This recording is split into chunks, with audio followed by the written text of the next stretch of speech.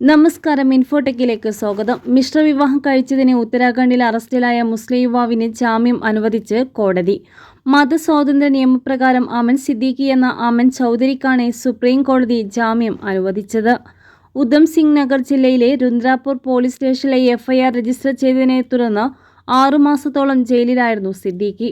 വിവാഹം കഴിച്ച സ്ത്രീയുടെ കുടുംബത്തിലെ ചില ബന്ധുക്കളാണ് അമൻ സിദ്ദീഖിനെതിരെ കേസ് രജിസ്റ്റർ ചെയ്തത്.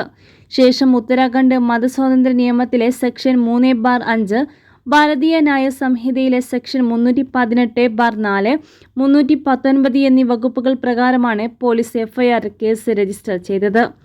സ്ത്രീയും പുരുഷനും പ്രായപൂർത്തിയായവരാണെന്നും ഇരു കുടുംബങ്ങളുടെയും സാന്നിധ്യത്തിലാണ് വിവാഹം നടന്നതെന്ന് വിവാഹത്തിന് മുമ്പും പരസ്പര മതത്തെക്കുറിച്ച് പൂർണ്ണ അറിവുണ്ടായിരുന്നുവെന്നും ജാമ്യം അനുവദിക്കുമ്പോൾ സുപ്രീം കോടതി പറഞ്ഞു.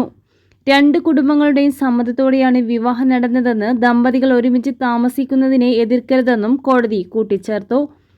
വിവാഹം ഒരു കുടുംബങ്ങളും നിശ്ചയിച്ചുറപ്പിച്ചതാണെന്ന് സിദ്ദീഖിയുടെ അഭിഭാഷകൻ കോടതിയെ അറിയിച്ചു. എന്നാൽ വിവാഹം കഴിച്ചയുടൻ ചില കുടുംബാംഗങ്ങളും മതസംഘടനകളും എതിർപ്പുകൾ പ്രകടിപ്പിച്ചിരുന്നു.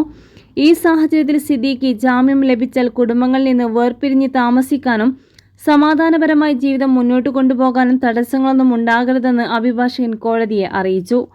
സിദ്ദീഖിയുടെ ജാമ്യാപേക്ഷ ഉത്തരാഖണ്ഡ് ഹൈക്കോടതി നേരത്തെ തള്ളിയിരുന്നു. എന്നാൽ സുപ്രീം കോടതിയിലേക്ക് അപ്പീൽ പോയതോടെയാണ് വിചാരണ കോടതി അദ്ദേഹത്തെ വിട്ടയക്കാൻ നിർദ്ദേശിച്ചിരിക്കുന്നത്.